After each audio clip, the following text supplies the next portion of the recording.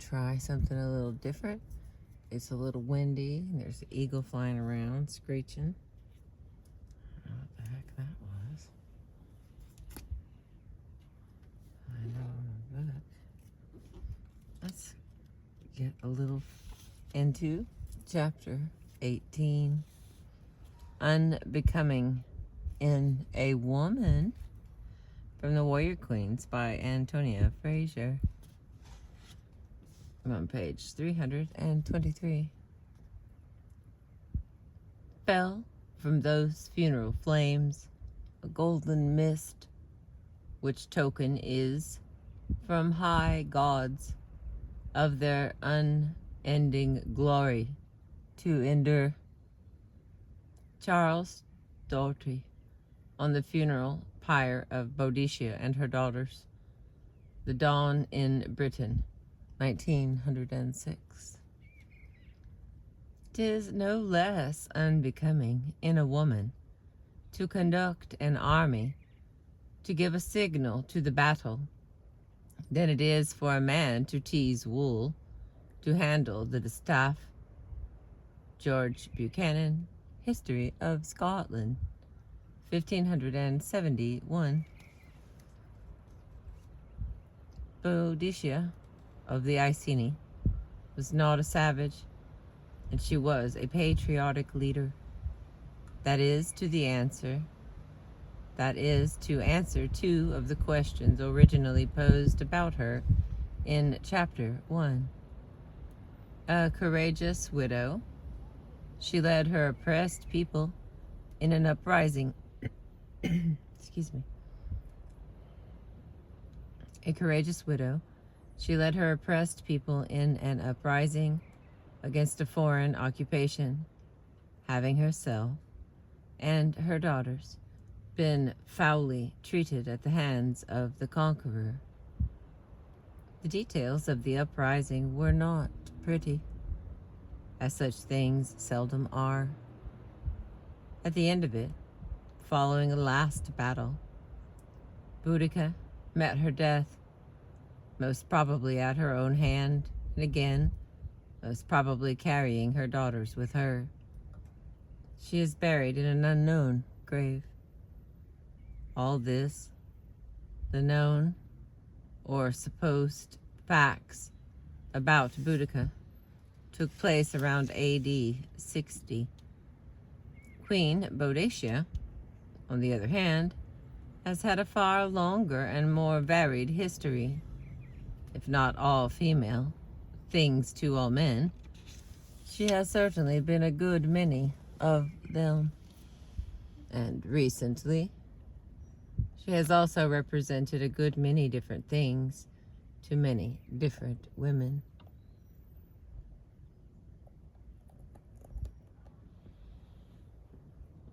To the 6th century monk Gildas, for example, Boadicea, far from being a patriot, was a deceitful lioness, for daring to oppose her morally superior Roman rulers, falling soon after that into a long sleep of obscurity due to the vanishing of the classical records. Boadicea awakened to the kiss of humanist scholarship in the 16th century to find herself a patriot once more, and on a far grander scale than that of a mere tribal queen. For now, she was the heroic leader of the Bretons in their resolve to recover their old liberty. In Camden's phrase, most importantly, Boadicea as a woman, Valorius had become a prefiguration of the patriot currently on the English throne, Elisabetha triumphans, one of those rare women lifted, according to Spencer, to lawful sovereignty, as opposed to all the rest of her sex, whose destiny from birth to death was base humility. The long, fruitful interrelationship of Boadicea with the queens, regent, or female leaders of this country had begun. Alas, for the all-British heroine, it was not only on Camden's high-minded patriot that Boadicea would survive. The 17th century queen, in accordance with the general estimate of a woman at that time, veered from Fletcher's boastful, venial creature at the beginning, described by her ally Caratac as beastly, and by the Romans as unnatural, to a fragile blossom whose very voice was too soft to accent the rough laws of war. At least, these very differing warrior queens had some kind of human character, however inappropriate to the truth. The idealized Boadicias of 18th century poetry stood for a special kind of national pride rather than anything more personal. In the case of James Thomson, whose Liberty was written around 1730, his was nostalgia for a stubborn isle disputed hard and never quite subdued by the Romans. Thomson was one of the several men of letters patronized by the Patriot King movement centered around Frederick, Prince of Wales. When he went on to praise Boadicea for her sparkling, ardent flame of rebellion, and ended with a vision of the goddess of liberty, he wished to show how ill all this accorded with the times in which he lived. Cowper, half a century later, looked to the past in order to issue a hymn to the British Empire. But in both cases, the woman herself had departed for that allegorical sphere where her feminine gender made her suitable for such an inspiring role, not unsuitable, as it would otherwise have done in real life. Nor did the 19th century growth of empire and imperial values rescue Boadicea from such an idealization, although the increase in historical novel writing in the reign of Victoria did bring an inevitable crop of womanly Boadicias, a tribute to the sovereign if not the art. These were in keeping with that belief in the sweetness of feminine influence enunciated by Mrs. Matthew Hall in her preface to The Queen Before the Conquest of 1854. Woman has thrown a bright light over the dark history of the first 11 centuries of our annals, although, according to Victorian rules for women's conduct, neither Boadicea nor Cartimandua really cast much bright light on Britain's dark first century history.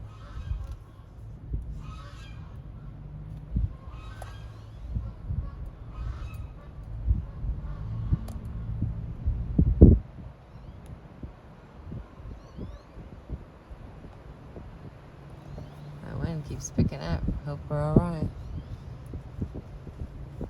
It was the suffragette movement first, and the women's movement generally, which created a demand for a new kind of heroine, an independent woman, operating successfully in what was generally held to be a man's sphere. Queen Boadicea, still trailing her clouds of patriotic endeavor,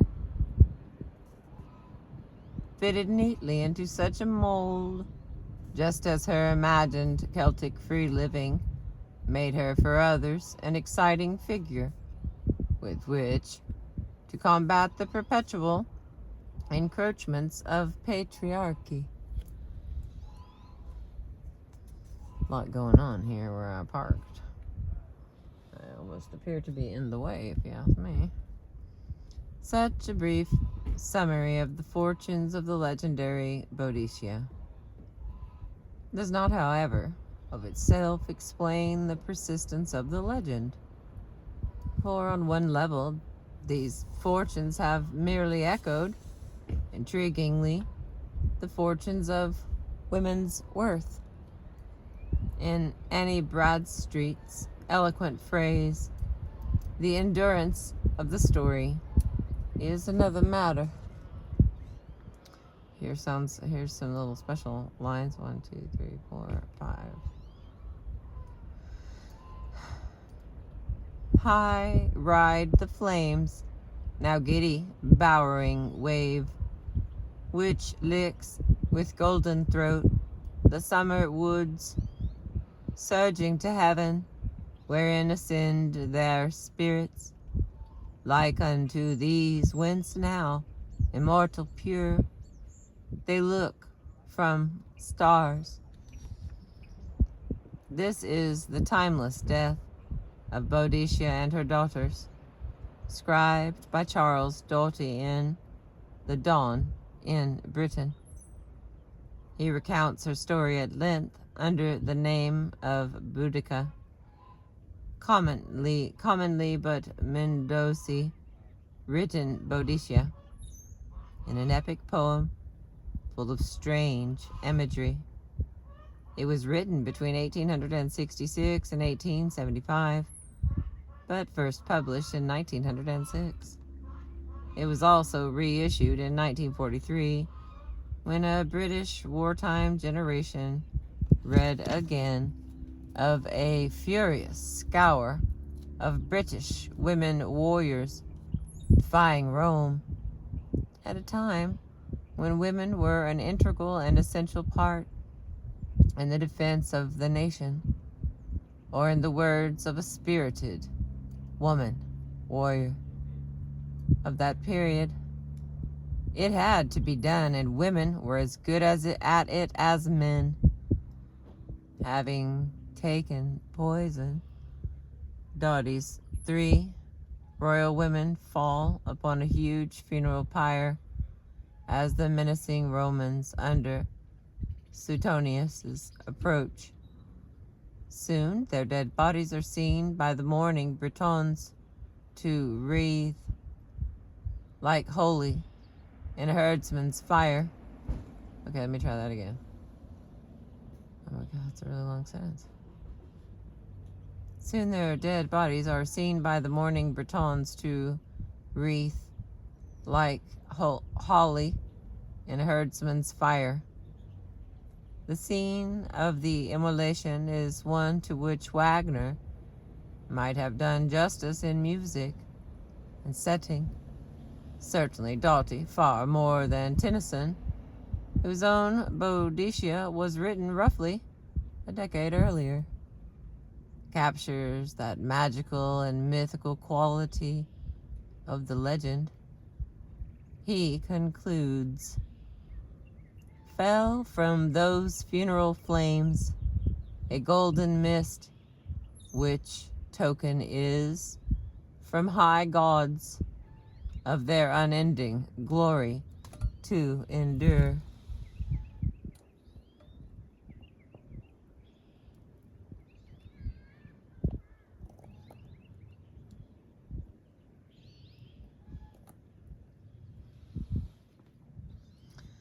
For it is finally to her presence in the great pantheon of Valkyries, rather than to her actual historic significance, about which so little is known for certain, that the British Brunhilde owes her own unending glory, or at least her enduring reputation. In order to comprehend her survival further, it is time to try to catch hold of this shimmering phenomenon of the warrior queen.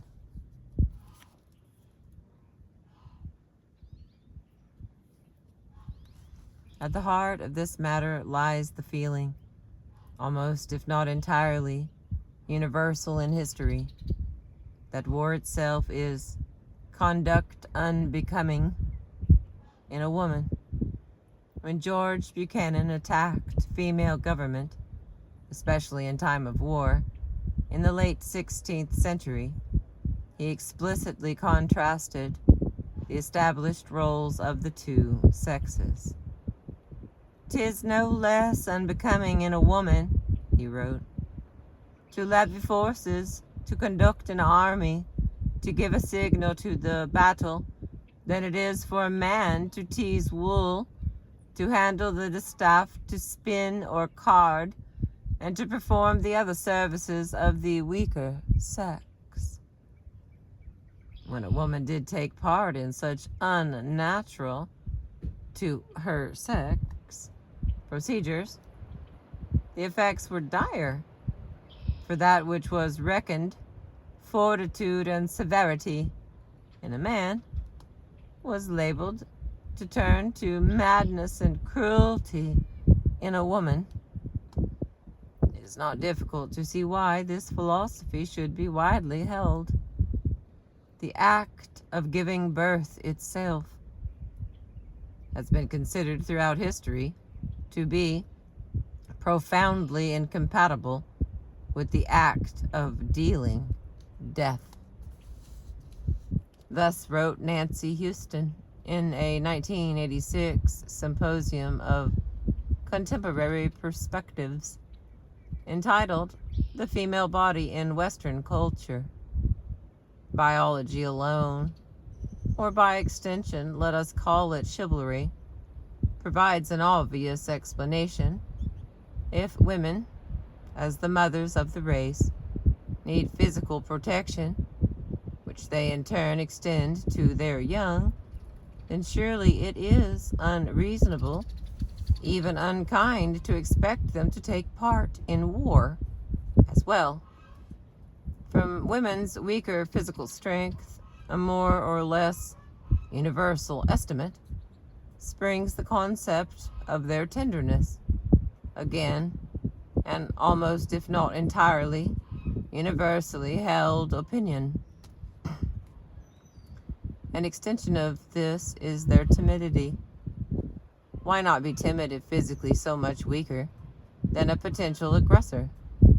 It is a reasonable reaction. And from their tenderness, in one sense, is derived another sense of their tenderness. Woman, the nurse, the nurturer, the securer. The epitaph to Pocahontas in St. George's Churchyard, Gravesend, on the outskirts of London, where she lies buried, is a perfect case in point.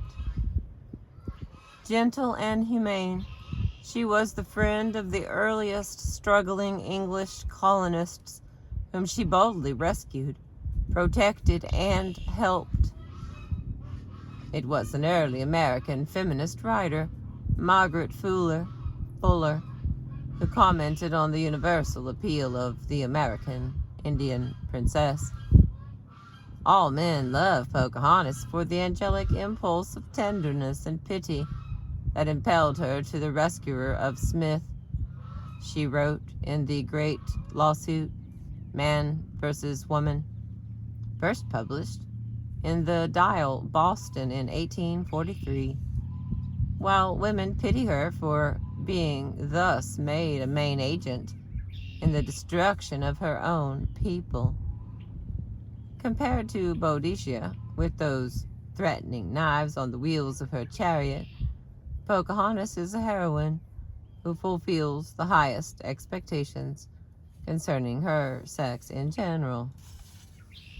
The problems of masculinity in a woman, inevitably in some sense in a woman who leads in war, were argued by Helene Deutsch, one of the first 4 women to be analyzed by Freud. The Psychology of Women was a comprehensive study of the female life cycle and emotional life. which extended and modified Freud's own postulates.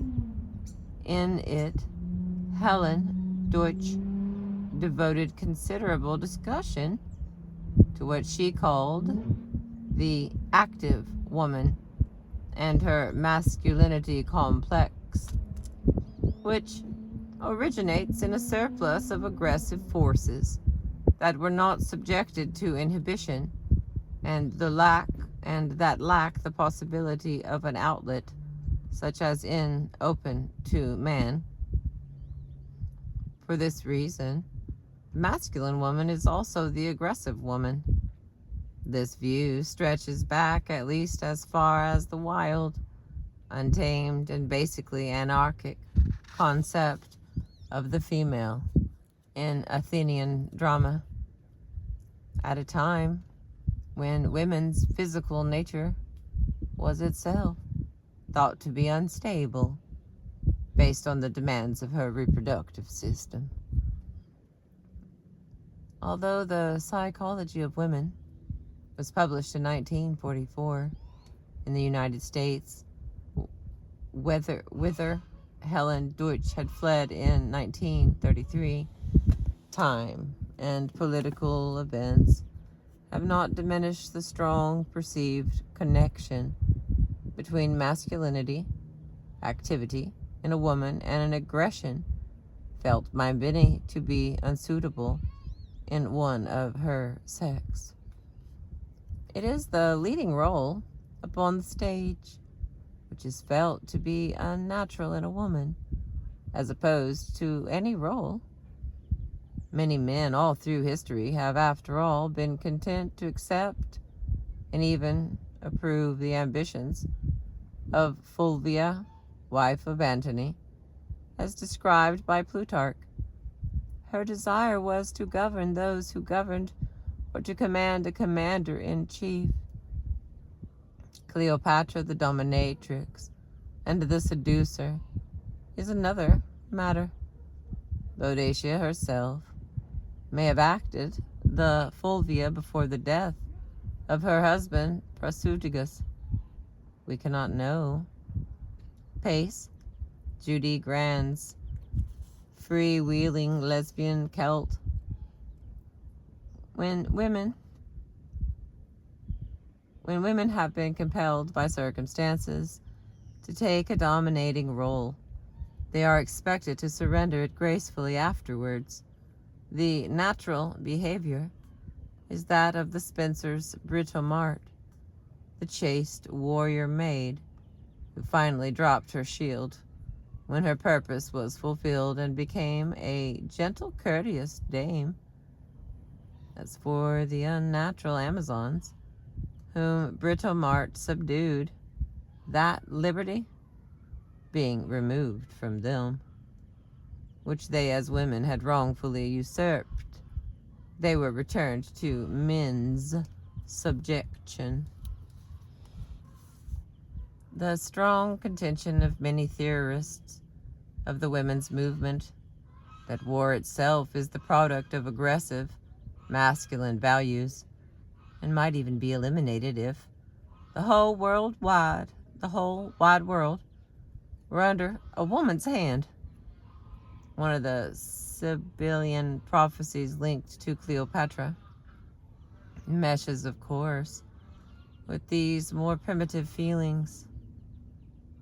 Spare Ribs' denunciation of Mrs. Thatcher following the Falklands War for promoting such values will be recalled, but the point is inclined to emerge whenever women, outraged by the depredations of war, manage to find a voice.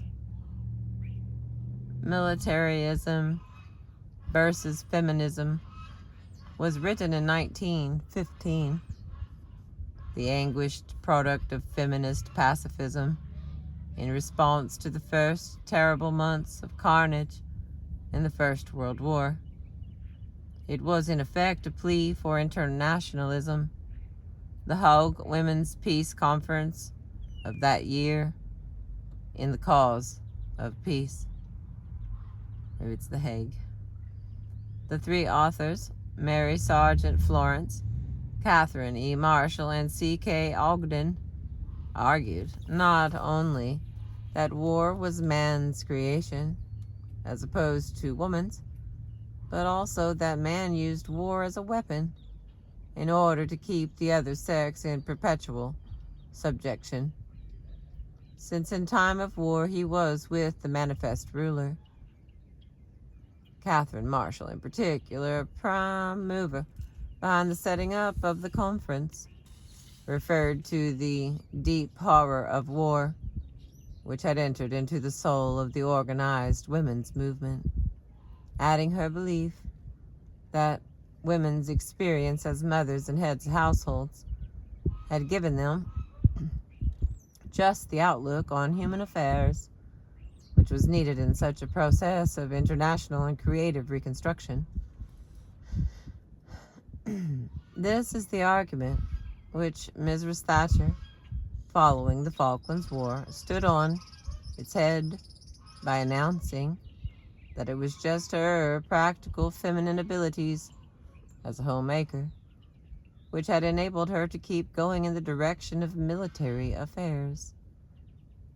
But if woman climbed up to the clear air above the battlefield, wrote Catherine Marshall in 1915, and cried aloud in her anguish to her sisters afar off, "These things must not be, they shall never be again," would man indeed say, "Down with her"? Would he not allow her prerogative? Would he not even wish to climb up, too? Once again, the experience of women 60 or 70 years later, protesting at Greenham Common against nuclear weapons in the cause of peace, does not suggest that man necessarily allows woman her prerogative in this respect. Nor does it propose that all men, any more than all women, wish to climb up to the clearer air above the battlefield. Nevertheless, the sheer appalling magnitude of the disaster to humankind inherent in any actual use of nuclear weapons suggests an interesting possibility. John Keegan, at the end of The Mask of Command, 1987, a study in heroic leadership, calls for a new post-heroic leadership. He points out that the old, inspiring, heroic leader at the forefront of the battle itself has been rendered obsolete and even dangerous by the advent of nuclear weapons. Today, the best must find convictions to play the hero no more. Leaders should now be chosen for intellectuality and the capacity for making decisions. Women might now make more suitable political leaders than men, being strong enough not to press the button, provided, of course, that the conventional view of women, the peacemaker, is accepted. Certainly, for many feminists, the connection between woman and peace remains some sort of given. The phrase is that of the more skeptical Lynn Segal, as Petra Kelly, for example, wrote in 1984 in Fighting for Hope. Woman must lead the efforts in education for peace awareness, because only she can go back to her womb, her roots, her natural rhythms, her inner search for harmony and peace. Woman's pacific nature can, however, only be taken as some sort of given so long as any outstanding woman who does not seem to suffer from conspicuously peaceful inclinations is treated as an honorary male. According to this argument, which has a circular quality, Thamyris, issuing her plea to Cyrus of Persia, "Rule your own people and try to bear the sight of me ruling mine." is acting in accordance with her true feminist nature, whereas the same Queen Tomyrias, who had Cyrus put bloodily to death, was acting as a man. In the absence of an all-female ruled state, with all female ruled neighbors, the thesis must remain unapproved. But the importance of the argument from the point of view of a study of warrior queens is that it represents the meeting point of visionary feminism and its direct opposite. War is an unnatural occupation for a woman. We're on page 330.